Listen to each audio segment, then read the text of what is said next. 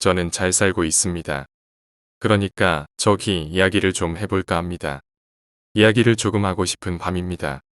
장마가 오르나 봐요. 비도 오고 지금 시간은 새벽 12시 39분입니다. 아하, 이거 시간은 빠르군요. 벌써 자정이 넘었다니. 무언가를 쓰기 시작하기 너무 늦은 시간이지만 그래도 이야기를 시작해볼까 합니다. 콤플렉스가 있었습니다. 아버지에 대한 콤플렉스가 조금 있었지요. 이야기하자면 부끄럽지만 어려서부터 생각했습니다. 크면 돈을 많이 벌어야 했다.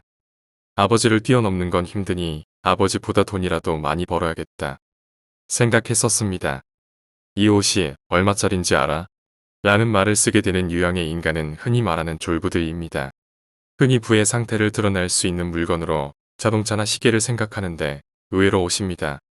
가져보지 못했던 사람이 갑자기 많은 돈을 쥐게 되어 여지껏 살아오던 계층과 확연히 다른 계층으로 뛰어 올라갈 때 가장 크게 괴리감을 느끼는 물질이 옷이거든요. 자동차나 시계는 우리가 평소 얼마나 비싼지 알고 있지요. 하지만 옷은 얼마나 비싼지 기실 알지 못합니다. 페라가모, 알마니, 베르사체가 명품인 줄 알고 살았는데 그 위층층이 브리온이나 이시아니 따위 브랜드를 알게 되면 전혀 다른 세계가 열리지요. 정장 한 벌에 1,000만 원이 넘고 구두 한 켤레 기백만 원을 지불하고도 싸게 잘 샀다는 생각을 하는 계층 말입니다. 그래서 입으로 드러내 싶어 하지요. 얼마 전 영화 한 편을 보다가 웃었습니다. 정황상 재벌 2세로 나오는 배역 대사가 너 이게 얼마짜리 옷인 줄 알아? 라는 말을 하더군요.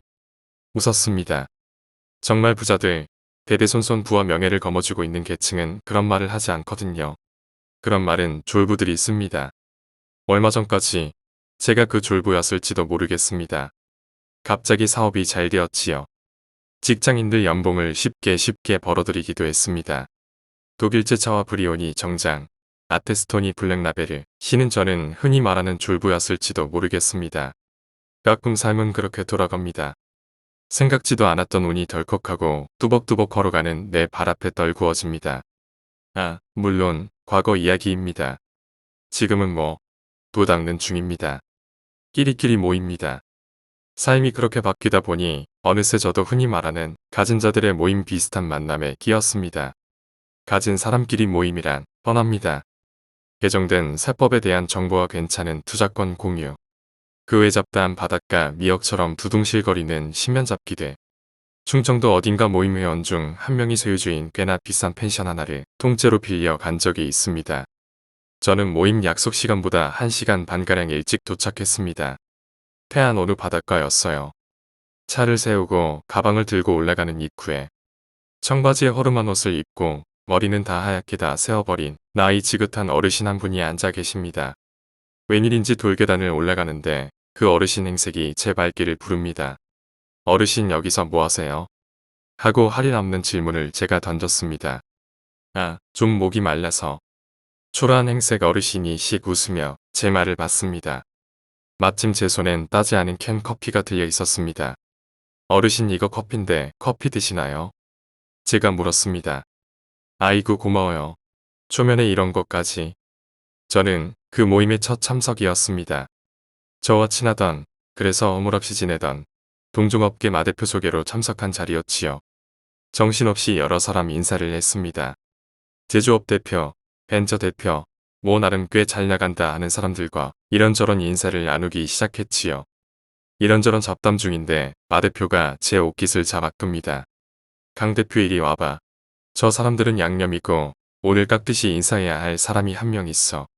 사실 오늘 모이는 사람들 그분한테 잘 보이려고 모인 거야. 사실 우리야 그분에 비하면 세 발의 피도 안 되는 잔챙이지. 그분은 우리와는 차원이 달라. 정재계는 물론이지만 주먹 3개와 관까지 쥐고 흔드시는 분이거든. 저는 피식 웃었습니다. 이봐. 마 대표 나 알잖아. 난 그런 사람 일부러 친해지고 싶은 생각 없어. 그냥 난 하루 놀러온 개그로 쳐. 나 아부 못하잖아. 하고 싱겁게 웃었습니다. 그때 펜션 마당 저 앞으로 제게 캔커피를 받아갔던 허름한 어르신이 들어옵니다. 갑자기 화들짝 모두가 놀란 그 기립하여 그 어르신께 다투어 뛰어나가 인사를 합니다. 저 어르신이 내 눈엔 그저 노숙자처럼 보였는데 역시 저는 사람을 보는 안목이 아직 부족한가 봅니다. 수많은 사람과 웃으며 몇 마디 환담을 한 후 어르신은 제 옆에 와서 앉습니다. 그래, 자네도 오늘 손님이었나? 커피 잘 마셨네 그려. 그 어르신과 인연은 그렇게 시작되었습니다. 웬일인지 그날 모임이 마칠 때 어르신은 저에게 명함을 주셨습니다. 이봐 강 대표 심심할 때 전화 한 통에 같이 소주나 한잔하자고. 저와 만날 때 어르신은 항상 국산 중형차를 타셨습니다. 누가 보면 티도 나지 않는 무던한. 그냥 4년에 한 번 새 차 타면 그것도 재미 아닌가? 어르신은 그렇게 말씀하셨습니다. 가끔은 다 떨어져 가는 허름한 정장, 가끔은 색이 다 바래진 청바지 같은 걸 입고 나타나셨던 어르신은 말 그대로 제게 다른 세상을 보여주셨습니다. 술을 마실 때면 항상 안주를 잔뜩 상의에 깔아 놓습니다. 다 먹던 말건 상관 안 하고 일단 너댓까지 마구 시킵니다. 잘 먹어야지. 다 먹고 살자고 하는 일 아닌가. 어르신이 이렇게 말씀하셨습니다. 이 차는 항상 룸사롱인데 특이하게 여자는 부르지 않습니다. 1차가 끝날 때쯤 어르신이 어디론가 전화를 하면 누군가 우리를 모시러 옵니다. 나중에 알고 보면 룸사롱 사장입니다. 내가 시끄럽고 번잡한 건 딱 질색이라 말이지. 라고 말씀하시며 어르신은 껄껄 웃으며 말합니다. 그렇게 둘이 룸으로 들어가면 나이 꽤나 있는 마담들이 들어옵니다. 꽤나 깍듯하고 어르신은 마담들을 마치 친동생들처럼 이런저런 안부들과 걱정들을 들어줍니다. 마담들은 그런데 술집 웨이터들이나 간부들은 사뭇 좀 분위기가 다릅니다. 어르신에 대한 두려움이 느껴진달까. 언젠가 어르신 사무실 근처 골목에서 같이 차를 타고 골목을 빠져나갔습니다. 차 앞으로 어떤 할머니가 폐지가 가득 든 리어카를 끌고 힘겹게 지나갑니다. 그런데 그 할머니가 저희 맞은편으로 대기하고 있던 에쿠스 차의 핸더 쪽을 찌익 긁었습니다. 할머니는 연신 죄송하다고 조아리는데 에쿠스 차주가 차에서 내리더니 길길이 뛰며 할머니에게 육두문자를 날립니다. 보다 못한 제가 내려서 한마디 하려는데 어르신이 먼저 차문을 열고 내리더군요. 여보시오. 할머니가 힘이 들어서 실수할 수 있는 거 아닙니까? 아무리 그래도 백주 대낮에 어르신께 무슨 욕을 그리에 듭니까? 폐지 좋으시는 거 보면 대충 살림살이도 짐작이 갈 텐데 변상하라고 윽박 지른다고 그게 변상이 되겠소? 라고 말하십니다. 그러더니 명함 한 장을 그 사람한테 건넵니다. 자 여기 내 명함이요. 어디든 좋으니 차 수리하고 내게 청구해요. 견적서 나오는 대로 입금해 드리겠습니다. 다시 차로 이동하며 아시는 할머니냐고 제가 물어봤습니다. 그런데 어르신도 그날 처음 본 할머니라고 하시더군요. 의아한 제가 그런데 그렇게 선뜻 도와줬냐고 말하자 저를 보고 빙그레 웃으며 말합니다. 좋은 일 하는데 이유가 있어야 하나? 언젠가 어르신 사무실에 놀러 갔더니 그 회사 부장이 드립다 깨지고 있습니다. 오만 쌍욕을 남발하시는데 항상 저하고 있을 때는 연신 미소 띤 얼굴이어서 몰랐는데 녹이 띈 얼굴은 완전히 다른 사람입니다. 그런데 그 부장이 혼난 이유가 원주 출장을 가며 문막 그쪽 톨게이트로 들어가지 않고 원주 톨게이트로 들어가서 그렇다는군요. 기억이 가물가물한데 원주 갈 때는 문막 톨게이트로 빠져나가야 500원인가 1000원인가가 절약된답니다. 시간이 조금 흐른 후 자주 가던 룸사롱 마담에게 살짝 물어봤습니다. 어르신 화나신 모습 한번 뵀는데 정말 무섭더라. 라고 하니 마담이 어처구니 없다는 듯 저를 쳐다봅니다. 강 대표, 회장님 예전 모습 모르나 봐요. 라고 해서 제가 예 하고 반문했습니다. 예전에 회장님 여기 오시면 웨이터가 아무도 안 들어올라 그랬어요. 조금만 마음에 안 들면 병으로 얻어터지고 사대기 맞고 그뿐인가 여자애들은 열댓 명 다 불러서 홀딱 벗겨놓고 괴롭히지. 가끔씩 말 안 듣는 거래처 사장들 데리고 와서 룸에서 혼자 반병신 들 정도로 조업해놓지. 예전엔 정말 아니다 내가 무슨 말을 하는 거야. 강 대표 나한테 이런 얘기 들었다고 하지 마요. 어이구 주책이야. 제발 부탁이니까 못 들은 걸로 해줘. 알았지? 이쯤 되니 어르신 정체가 너무 궁금해집니다. 누구 얘기 들어보면 감방도 다녀왔다고 하고 건달도 휘어잡고 있다고 하고 그런데 나랑 다닐 때는 뒷방 노인네처럼 허허실실 웃으며 쓰잘데기 없는 농담으로 소일하면서도 그렇게 큰 회사를 손도 대지 않고 움직이고 마담과 그 이야기를 한 날 자리가 끝날 무렵 어르신이 무언가를 내게 건넵니다. 오다가 주었는데 난 별로고 너 써라. 라며 제게 툭 던져주시더군요. 열어봤더니 파텍 필립입니다. 헐, 이걸 사진으로나 봤지. 직접 눈으로 보게 되다니. 그런데 모르면 받겠는데 여러 가지 정황을 알고 나니 도저히 못 받겠더군요. 사실 그때 어르신이 시계를 건네 제가 봤는데 손으로 뭔가 찌릿하고 닿지 말아야 할 곳에 손이 닿는 느낌이 들었습니다. 순간적으로 이건 피해야 한다고 본능이 소리치더군요. 그래서 정중히 거절했습니다. 어르신, 저희 모친이 누누이 말씀하시길 준 물건 함부로 탐하지 말라고 하시더군요. 그리고 이건 제가 손목에 차고 다닐 주제도 되지 않습니다. 이건 제가 받기 힘드네요. 라고 정중히 거절했습니다. 그래? 라고 얘기하더니 저를 힐끗 쳐다보는데 어르신 눈빛이 창하고 여태껏 단 한 번도 보지 못했던 이상한 기운이 느껴집니다. 그러더니 다시 웃는 낯빛으로 돌아와. 그래, 자네 좋은 어머니 드셨네. 라며 다시 시계를 거두어 가더군요. 이런 일반적 상식에서 어긋나는 경험을 어르신과 함께하며 많이 겪었습니다. 어딘가 드라이브를 가다가 커피를 마시는데 경치도 좋고 장사도 잘 되겠다고 하자. 그래, 나도 그렇게 늦겠네라더니 그 자리에서 그 건물을 사버린다던가. 뭐 그런 패턴입니다. 그렇게 시간이 지나자 왠지 어르신을 조금 멀리 해야겠다는 생각이 듭니다. 그렇게 같이 다녔는데도 속내를 알 수 없는 사람은 위험한 사람이죠. 따지고 보자면 저 말고 정말 수많은 사람이 어르신에게 아부하고 친하게 지내려 온갖 짓을 다 하는데 이 양반은 왜 유독 나를 불러서 다닐까 하는 의구심도 들고 말이죠. 그렇게 한동안 뜸하다가 어느 날 어르신께 밤 11시쯤 전화가 왔습니다. 이미 많이 취하셨는데 할 말 있다고 나오라 길래 나갔죠. 이런저런 농담을 하다가 갑자기 저한테 묻습니다. 자네는 왜 나에 대해서 물어보는 게 없나? 내게 궁금한 게 없나? 라길래. 네. 네. 뭘 여쭤봐야 되는 것이었습니까? 제가 겸연쩍게 대답했습니다. 그럼 이 친구야. 일반적이라면 궁금해야 정상 아니겠는가? 이 인간이 어떻게 이렇게 돈을 많이 벌었나? 뭐하고 다니는 짓거린가 이런 거 말이야. 예. 제가 묻기에는 송구스러운 얘기라 원체 능력이 좋으시잖아요. 라고 말했습니다. 자네는 말이야. 참 희한한 친구야. 볼수록 알 수 없단 말이지. 근데 이건 내가 어르신한테 해야 할 말인데 하는 멍청한 생각을 하고 있었습니다. 내가 말이지.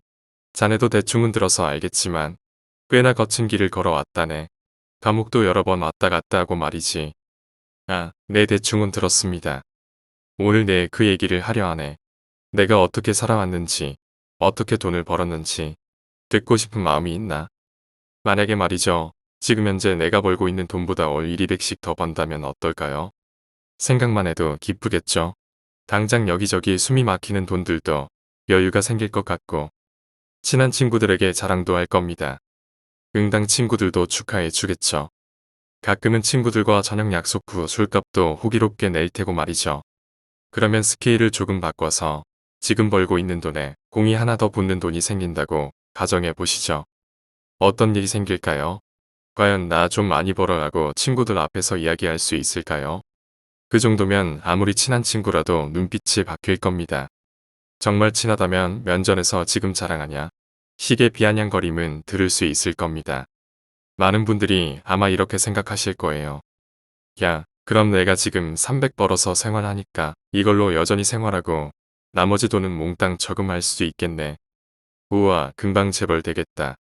그런데 과연 그럴까요? 주위의 부자들이 혹은 돈 잘 버는 사람들이 그렇게 많다는데 왜 내 주위에는 없을까요? 이유는 간단합니다. 말을 하지 않기 때문에 모르는 거죠. 남들보다 100, 200 정도 풍족하게 벌면 자랑할 수 있습니다. 그런데 그 기준이 평균치를 훌쩍 뛰어넘어 버리면 입을 꾹 닫아 버립니다. 그런 이야기 해봤자 둘 중 하나거든요. 왕따 당하던지 호구로 전락하던지. 상황이 그렇게 되면 당신은 어느새 그 정도 버는 수준의 사람들과 어울리고 있을 겁니다. 원하지 않아도 그렇게 돼 있을 겁니다. 자, 이제 당신은 그런 모임에 나가기 시작합니다. 알고 보면 우리 주위 가까이에 있습니다. 우리가 못 알아볼 뿐이지. 왜 못 알아볼까요? 이혜수 씨가 그런 말을 하셨죠. 고수는 하수를 알아보지만 하수는 고수를 못 알아본다. 예를 들어 보자면 말이에요. 당신이 어느 모임에 나갔는데 다른 사람들이 만나 이런 이야기를 합니다. 스트라파타 잘 빠졌는데 이거를 버튼이지. 물론 실제 이런 대화를 입 밖으로 내지는 않지만 말이죠. 아무튼 이런 대화가 오갔을 때 무슨 말인지 알아들을까요? 쉽게 말하자면 당신은 상대의 비싼 옷을 알아차리지 못합니다. 상대는 당신의 옷이 그저 평범한 기성복이라는 것을 한눈에 알아봅니다. 참 무섭죠? 그런데 사실입니다. 당신은 아마 상대가 아무리 비싼 옷을 입고 나와도 결코 알아차리지 못할 겁니다. 아마 저 옷은 바느질이 왜 저래? 삐뚤빼뚤하게 의류 전공자가 아니라면 이렇게 생각할 공산이 큽니다. 그러면 당신이 그들과 어울릴 수 있을까요? 어느 순간 그걸 알게 되면 정체를 알 수 없는 공포심이 느껴질 겁니다. 그리고 그 사실을 알게 되면 당신의 생활이 여전히 현 상태 그대로 유지될까요? 그 생활 패턴이 바뀌는 건 순식간입니다. 어느 날 당신은 식당에 들어가서 메뉴판을 보며 뭐가 마실까를 먼저 생각하지 가격을 먼저 보지 않을 겁니다. 페라가모나 알마니를 보고 어유 저 싸구려 브랜드 저런 거 못 써 사지 마라고 말할지도 모르겠군요. 공항 면세점에 들어가서 옷이 마음에 든다고 입어보고 있는 중인데 아마 마음에 든다는 판단을 내리기까지 가격표를 보지 않을 공산이 큽니다. 아마 재질도 캐시미어와 실크가 50대 50으로 섞인 제품일지도 모르고요. 카메라를 취미로 한다면 사무엘, 오이만두, 만투, 새아빠를 기본으로 갖추고 서브로 라이카의 녹티를 물릴지도 모르겠군요. 강남역 어딘가 신호대기선에 서 있는데 부웅하고 치고 나가는 포르쉐를 보며 한 대 살까? 같이 다니는 아무개도 중고로 한 대 샀다는데 라는 생각을 할지도 모르겠습니다. 얘기하자면 끝도 없지만 상상이 지나치면 해로우니 이 정도 하기로 하죠. 이쯤에서 각설하고 자 당신은 이제 물질 세계에서 남들이 말하는 풍요를 누리게 됐습니다. 그럼 당신의 심리는 어떻게 변할까요? 행복하니 많이 이런 고리타분한 이야기는 하지 말죠. 물론 당신은 물질적으로 풍요로우니 당연히 행복하겠지라고 생각하지만 행복은 물질과 무관한 개인의 능력입니다. 이건 제가 단언할 수 있습니다. 첫 번째로 이런 생각을 할 겁니다. 다시 평범하게 돌아가기 싫다. 두 번째로 이 정도 벌면 세상 부러울 게 없을 줄 알았더니 나는 여전히 하찮은 밑바닥이구나. 이 두 가지 사실을 느낄 확률이 큽니다. 당신은 더 많은 부를 이루기 위해 혹은 다시 평범하게 되돌아가지 않기 위해 온갖 스트레스를 받기 시작합니다. 혹시 한번 크게 삐걱해서 다시 사는 게 힘들어지지 않을까? 어떻게 하면 사업을 더 안정적으로 확장시킬 수 있지? 하는 생각으로 잠 못 이루는 날이 많아질 확률이 높습니다. 잠은 이루기 힘들고 주위에 아무도 없는 것 같고 하루하루 서슬퍼런 면도날 위를 걷는 기분을 느끼실지도 모르겠네요. 신경질적으로 변하고 분노가 주체가 안 돼 사소한 일에도 주위에 소리를 지릅니다. 더더욱 무서운 건 자신이 정신세계가 이렇게 피폐하게 변했다는 걸 미처 알아차리지 못합니다. 그러니까 말하자면 제가 어르신을 만났던 그 시기가 그런 상태였습니다. 매사신경은 곤두서 있었고 정신은 황폐한 상태인데 정작 본인은 자각을 못합니다. 빨리 더 올라가야 하는데 혹시 잘못 삐걱하면 한 방에 밑바닥으로 떨어질 수 있는데 하는 지금부터 어르신이 살아온 이야기를 하려 합니다. 혹시라도 이 글이 알려질까 하는 노파심에 큰 틀은 유지한 채 디테일한 상황은 문구슬은 바꾸겠습니다. 어르신은 남부럽지 않은 부유한 가정의 명문대를 졸업하고 직장 생활을 하다 독립해 직원 100명 남짓 평범한 전자장비 제조 공장을 운영하셨습니다.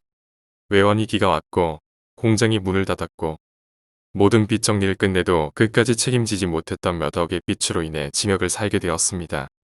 징역을 살게 됐다는 괴로움보다 출소해도 해결하지 못할 어마어마한 빚 때문에 차라리 죽어버리려 몇 번을 시도했습니다. 그러다 교도소에서 한 명의 어르신을 픽업했는데 이 사람이 주먹 세계에서 알아주는 거물이었답니다. 같이 생활해보니 건달들과 다르게 어르신 머리도 비상하고 학벌도 명문이고 뭐 아무 말 말고 나가면 내가 시키는 대로만 해라. 내가 너 빚도 해결하고 잘 살게 해줄게. 라고 말했답니다. 비슷한 시기에 같이 출소를 해 그 거물을 찾아가니 처음 가르치고 맡긴 일이 사채업이었답니다. 어르신 입장에서는 사회진흙탕 바닥으로 이미 떨어졌으니 이래주구나 저래주구나. 세상에 대한 무서운 도끼만 남아 있었다네요. 그리고 원체 성격이 남한테 지고는 못사는 성격이라 남들보다 더 독하게 했답니다. 어르신 말로는 사채를 먼저 맡겼던 게 일종의 실험이라고 본능적으로 깨달았다고 하더군요. 그래서 더 독하게 했답니다. 실제로 돈 밀리면 집안에 술 먹고 드러누워 깽판 부리며 자고 나도 건달이니 배째라는 식으로 나오면 칼로 자기 배도 긋고 실제 몸을 보여주는데 앞으로 온몸 가득 흉터고 뒤로 문신이 빽빽합니다. 그러면서 점점 이름을 날렸대요. 자기는 건달들과 비교해서 주먹이 안 드니 지금 당장 죽어도 난 아쉬울 거 하나 없다라는 심정으로 독하게 했다는군요. 양주병으로 자기 머리도 깨고 깨진 병 들고 자기 배를 막 긁고 찔러대는데 어느 누가 돈을 안 주고 버티겠습니까? 그러다 눈 내리는 어느 날 안산에 있는 한 집에 갔답니다. 그 어르신 구역이 아닌데 다른 직원 하나가 몇 번을 가도 돈을 못 받아내 신나게 얻어터진 후 그 어르신을 보냈대요. 그런데 이상하게 그 주소가 적힌 쪽지를 받아드는데 기분이 선을 하더랍니다. 돈은 300 정도밖에 안 드는데 사채 3개는 그렇다더군요. 액수는 차지하고 10원 한 푼이라도 밀린 게 소문이 나게 되면 연쇄적인 문제라 다른 모든 채무자들 관리가 안 된답니다. 아무튼 주소를 받아들고 눈이 펑펑 쏟아지는 날 안산을 찾아가는데 괜히 몸이 저릿저릿하더랍니다. 주소도 꽤나 이상해서 물어물어 찾았는데 집도 아니고 창고도 아니고 여기서 사람이 사나 싶을 정도의 지하창고였답니다. 집을 알아낸 후 들어가기 전에 슈퍼에서 소주를 혼자 3병을 나발뿐 후 불쾌하게 술이 오를 때쯤 집으로 들어갔답니다. 문을 두들겨도 아무 인기척도 안 나기에 발로 문을 세게 당겼더니 잠금 장치도 안 돼 있는지 문이 그냥 열리더라네요. 컴컴한 분명 지하 창고인데 살림살이가 놓여져 있고 그 안에 30대 초반 여자가 3살 정도 되는 어린아이를 안고 넉나간 표정으로 앉아 있더랍니다. 이러저러 해서 돈 받으러 왔다 신랑 어딨냐고 하니 벌써 집 나가 연락 두절된 지 3달이 넘었다고 하더랍니다. 그러다 어둠이 눈에 익어 주위를 둘러보니 집안 가전 집기에 온갖 빨간 압류딱지가 붙어있고 정체 모를 악취와 곰팡이 냄새가 코를 찌르고 차라리 교도소가 나왔으면 나았지 사람 살 곳이 차마 안 돼 보이더래요. 그렇다고 그냥 돌아가면 사채업자가 아니죠. 사채업자들 정말 극악무도합니다. 거기서 또 한바탕 난리를 치고 들어누웠다는군요. 내 신랑이 가져간 돈이 얼마다 이자까지 해서 얼마 지금 당장 가져오지 않으면 오늘 한 발자국도 안 나갈 테니 그리 알아라 라고 말하고 벌렁 들어누웠대요. 그런데 본인이 그렇게 진상을 부리면서도 그날 속으로 그렇게 눈물이 나더랍니다. 이 여자는 왜 이렇게 불쌍하게 살까? 이렇게 살 바엔 차라리 죽는 게 더 낫지 않을까? 그런데 그 어르신이 사채업을 하며 깨달은 것 하나가 사람의 감정을 가지면 절대 그 일을 할 수 없더랍니다. 그래서 철저히 짐승이 되기로 했대요. 마음속에서 그 어떤 소리가 들리던 말든 나는 그저 돈 받으러 온 괴다라고 철저히 자신을 세뇌시켰답니다. 그런데 그렇게 개진상을 부리고 벌렁 들어누웠는데 아무래도 기분이 이상하더랍니다. 이 정도 소란이면 보통 여자는 울고 불고 매달리고 사정을 해야 정상인데 여자는 그저 넋 나간 채로 미동 없이 앉아 있더래요. 그러다 문득 아무리 그래도 이 정도 소란이며 품에 잠들어 있던 애라도 울어야 정상 아냐 하는 생각이 들더랍니다. 그러다 술이 점점 올라벌렁 들어누운 상태에서 그만 깜빡 잠이 들었다네요. 얼마나 잠들었는지 화들짝 정신을 차려보니 이미 시위가 온통 어두컴컴해져 있더랍니다. 집에 전기가 안 들어와도 들어올 때는 낮이라 사물 분간은 됐는데 주위가 온통 컴컴하더래요. 그래도 옆에 앉아있던 여자는 안 보이기에 이 여자가 어디로 내뺐구나 하고 슬며시 일어나서 왔는데 들어올 때 못 보던 시커먼 물체가 천장에서 내려와 있더랍니다. 잠결에 이게 뭔가 자세히 보니 여자가 들보에 목을 맨 채 죽어 있었다는군요. 아이는 이미 예전에 엄마 품에서 죽어 있었답니다. 그런데 목 매달아 죽어 있는 여자가 자기를 쳐다보면서 웃고 있더래요. 도대체 말이지, 과연 사람이 목을 매달고 죽을 때 어떻게 그런 웃는 얼굴로 죽을 수 있는지. 저는 한마디 말도 못한 채 묵묵히 어르신 이야기를 듣고만 있었습니다. 어르신과 나 사이에 놓인 테이블의 거리가 서울과 부산을 가로지르는 고속도로만큼 아득하게만 느껴집니다. 어떤가? 참 잔인하게 살아오지 않았나? 어르신은 내게 되묻습니다. 잘 모르겠더군요. 사회 밑바닥 진창에서 목만 남긴 채 살기 위해 필사적으로 허우적대던 두 사람이 마주쳐 발생했던 불행한 사연에 어떤 보편타당한 정의를 잣대를 들이밀어야 하는지 가늠할 수가 없었습니다. 어르신에게는 천만다행으로 그 여자가 죽기 전 짤막한 유서를 남긴 탓에 골치 아픈 일은 일어나지 않았답니다. 아이는 이미 엄마 품에서 죽어 있던 상태였고 당시 어르신이 모시고 있던 사람이 여러 방면으로 힘을 써준 덕분에 당신은 무탈하게 지나갔다는군요. 어르신은 그때부터 다른 일을 맡게 되었습니다. 말하자면 조직에 확실한 신뢰를 얻게 된 거죠. 처음 맡은 일은 기업의 자금 세탁 쪽 일입니다. A회사에서 B회사로 자금을 돌리고 D회사에서 C회사로 자금을 돌리며 악취나는 돈들을 세탁했더랍니다. 그런 이야기를 들으니 조직의 두목이 얼마나 어르신을 신뢰했는지 알 수 있더군요. 중요한 건 그렇게 자금을 세탁하게 되면서 그 기업들 뒤통수를 어르신이 단단히 거머쥘 수 있게 된 거죠. 그렇게 여러 회사를 돌며 배운 노하우로 자기 회사를 하나 설립하고 좀 도와주십시오 한마디면 자기한테 뒤통수 접힌 기업들은 군소리 없이 도와줬으니 회사가 안 될 리 없었죠. 거기까지 이야기를 듣던 제가 되물었습니다. 어찌됐든 한 여자의 불행으로 어르신은 성공의 기반을 닫게 된 이야기입니까? 제가 그렇게 말하자 어르신은 허탈한 표정으로 나를 한참 쳐다봅니다. 성공의 기반? 허허. 이바강, 그건 내가 한 일들이 아냐. 네. 잘 듣게. 자네가 내 얘기를 믿어도 그만, 안 믿어도 그만이야. 그리고 내 생전 이런 이야기를 남한테 하는 것도 처음이고 말이지. 보자 어디부터 이야기를 해야 하나. 여자가 죽은 후 한동안 어르신은 패닉 상태로 지냈다고 합니다. 조직에서 좀 쉬다 오라고 보름간 필리핀으로 휴가도 보내주고 이러니저러니 해도 다시 살아야겠기에 다시 조금씩 힘을 내고 일을 시작했답니다. 그런데 그때부터 그 여자가 어르신 앞에 나타났대요. 어느 날 새벽 잠결에 그렇게 느꼈답니다. 아, 난방을 틀어놨는데 왜 이렇게 춥지? 라고 생각했는데 가만 느껴보니 자기가 누군가에게 팔베개를 해주고 있더랍니다. 순간적으로 내가 어제 술을 마셨나? 그래서 술집 여자 데리고 이 차를 나왔나? 라고 생각하며 자기가 팔베개를 해준 사람을 자세히 보는데 목매달은 그 여자가 자기 팔베개를 한 채씩 웃더랍니다. 소리도 못 지르고 그 상태로 딱 얼어있는데 침대 옆으로 찰싹찰싹하고 누군가 맨발로 방 안을 뛰어다니는 소리가 들리더랍니다. 고개를 돌려보니 엄마 품에서 죽어있던 아이가 웃으며 자기 방에서 뛰어놀고 있었다네요.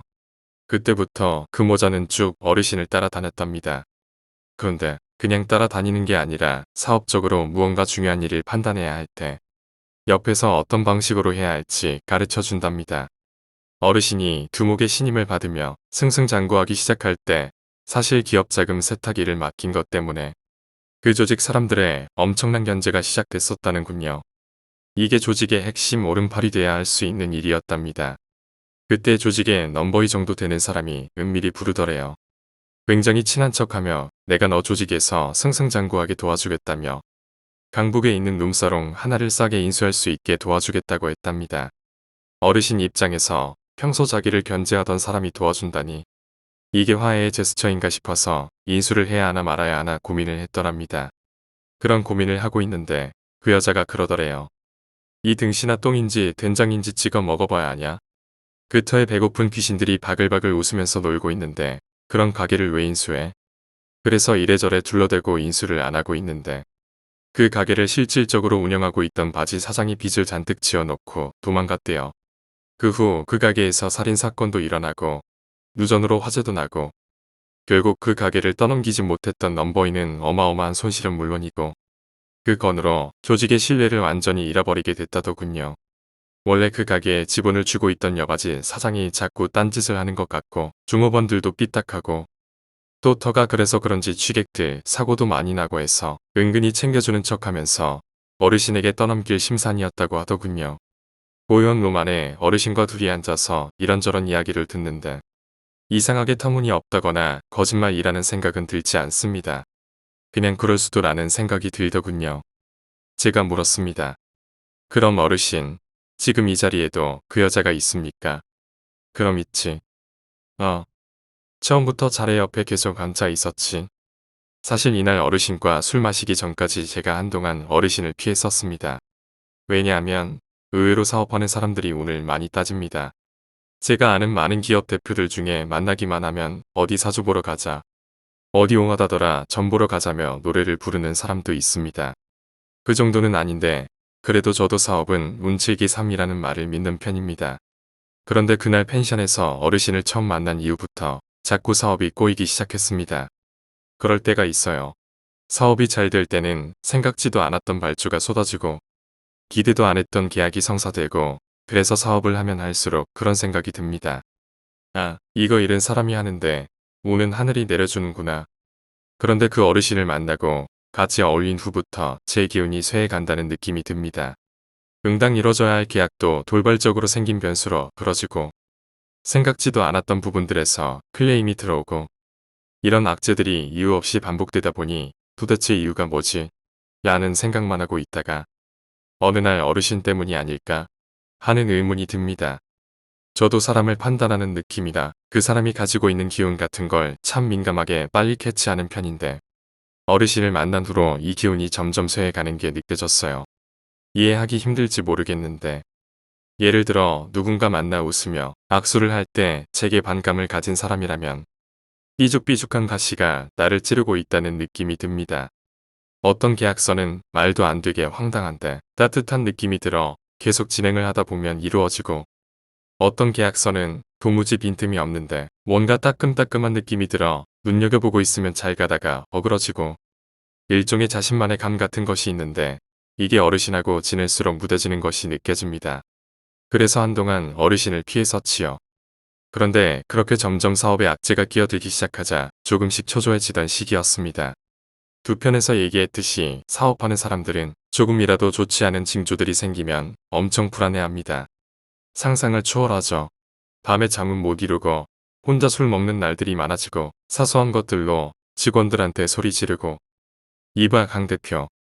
자신의 과거를 이야기하던 어르신이 은근한 목소리로 제게 말을 건넵니다. 사실 내가 이룬 것들 모두 내가 이룬 게 아냐. 다 그 여자가 이뤄준 거지. 갑자기 어르신의 눈빛이 차갑게 변한 게 느껴져 머리털이 쥐펴섭니다. 어, 그럴까. 그런데 왜 다른 사람한테 한번 해본 적 없는 이야기를 저에게. 자네 내 회사 인수해 볼 생각 없나? 나는 이제 그냥 손 털고 말이야. 좀 쉬고 싶네. 자네가 맡아서 한번 운영해 보겠나? 네. 저는 어이없는 이야기에 화들짝 놀랐습니다. 자네 회사 요즘 좀 어렵지 않나? 제가 놀란 토끼 눈이 되어 있자 어르신은 껄껄 웃습니다. 뭘 놀라나 내가 모를 거라고 생각했나. 나는 이제 메피스토 같은 삶을 살기가 정말 힘드네. 지쳤단 말이지. 저 여자는 그동안 내 마누라 행세를 하고 다녔지. 그때들은 이야기는 충격적이었습니다. 어르신은 그 여자가 따라다닌 이후부터 다른 여자와 여자 관계를 가지지 못했다고 하더군요. 그때 살고 있던 부인은 어르신이 교도소를 가게 됐을 때 도망갔다가 다시 돈을 잘 번다는 소문을 듣고 들어온 거랍니다. 애 때문에 받아줬다는데 부부관계는 한 번도 가지지 않았다네요. 이런 부분들을 떠나서 그냥 발기가 안 된답니다. 그리고 순간적으로 어르신이 지니고 있던 어마어마한 물질적 부가 떠오릅니다. 잘 생각해보게. 어르신 왜 갑자기는 아니고 말일지. 허어허, 자네가 내게 처음 만난 날 커피를 건넸을 때 말이야. 그때부터 그 여자가 자네에게 가고 싶다고 생떼를 쓰지 뭔가. 나야 뭐. 자네에게 가고 싶다면 보내줄 수밖에 없지 않겠는가. 그런데 자네 허락을 받고 가고 싶게 허허. 가끔 어르신을 생각합니다. 마지막으로 본 지도 꽤 시간이 지났으니 지금 어디서 무엇을 하며 지내실까 문득 생각납니다. 그때 어르신의 제안을 받아들였으면 어땠을까? 사람인지라 그 생각도 합니다. 내일 연치 수익을 일주일에 벌어들이던 그 체력이나 심심한데 땅이나 사러 갈까? 라고 후기롭게 말하던 실제 바람이나 쐬러 가자던 그 길에 들러 덜컥덜컥 사버리던 건물들이나 이 글에 다 쓰지 않았지만 어르신이 사는 세계와 제가 사는 세계는 완연히 달랐습니다. 제가 살아오면 지켜야 할 규범이나 헌법 같은 이런 일련의 상식들이 어르신이 사는 세계에선 어린아이 손목 비틀기보다 더 쉽더군요. 전화 한 통으로 그 어떤 통제들도 무력화 시킬 수 있는 인맥이나 저는 그저 잘 살고 있습니다. 잘 살고 있다는 중의적 표현을 어떻게 써야 할지 모르겠지만 잘 살고 있습니다. 가끔은 아무도 없는 방에서 누군가 맨발로 뛰어노는 찰싹찰싹 소리가 나고 한밤중 아무도 없는 욕실에서 샤워하는 소리가 간간히 들리지만 기분 탓이라니 기분 탓일 겁니다. 저는 잘 살고 있습니다.